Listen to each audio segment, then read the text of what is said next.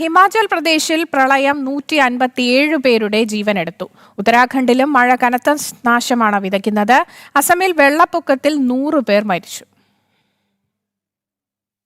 ഹിമാചൽ പ്രദേശിൽ മഴ കനത്ത നാശമാണ് വിതച്ചത്. മഴയിലും മണ്ണിടിച്ചിലുമായി 157 പേർക്കാണ് സംസ്ഥാനത്ത് ജീവൻ നഷ്ടമായത്. 260 റോഡുകളാണ് സംസ്ഥാനത്ത് തകർന്നത്. 257 പേരെ കാണാതായെന്നും സർക്കാർ അറിയിച്ചു. മിന്നൽ പ്രളയവും മണ്ണിടിച്ചിലും സംസ്ഥാനത്ത് 886 കോടിയിലേറെ രൂപയുടെ നഷ്ടമുണ്ടാക്കിയതായാണ് കണക്ക്. ഉത്തരാഖണ്ഡിലും മഴ കനത്ത നാശമാണ് വിതച്ചത്. ഉത്തരാഖണ്ഡിൽ മഴ മുന്നറിയിപ്പിനെ തുടർന്ന് 12 ജില്ലകളിൽ ജാഗ്രതാ നിർദ്ദേശം നൽകിയിട്ടുണ്ട്. മുഖ്യമന്ത്രി പുഷ്കർ സിംഗ് ധാമി ഉന്നതതല യോഗം വിളിച്ച് സ്ഥിതി വിലയിരുത്തി. മിന്നൽ പ്രളയത്തിൽ റോഡുകളും പാലങ്ങളും തകർന്നത് അതിർത്തി ജില്ലകളിലടക്കം വലിയ പ്രതിസന്ധിയാണ് സൃഷ്ടിച്ചിരിക്കുന്നത്. അസമിൽ പ്രളയം വൻ നാശമാണ് വിതച്ചത്. 101 പേർക്ക് ജീവൻ നഷ്ടമായെന്നാണ് സർക്കാർ കണക്ക്. ബ്രഹ്മപുത്രയടക്കമുള്ള നദികളിൽ ജലനിരപ്പ് അനിയന്ത്രിതമായി ഉയരുന്നതാണ് ആശങ്ക സൃഷ്ടിക്കുന്നത്. SDRF-നും NDRF-നുമൊപ്പം സൈന്യവും രക്ഷാപ്രവർത്തനത്തിൽ സജീവമായുണ്ട്.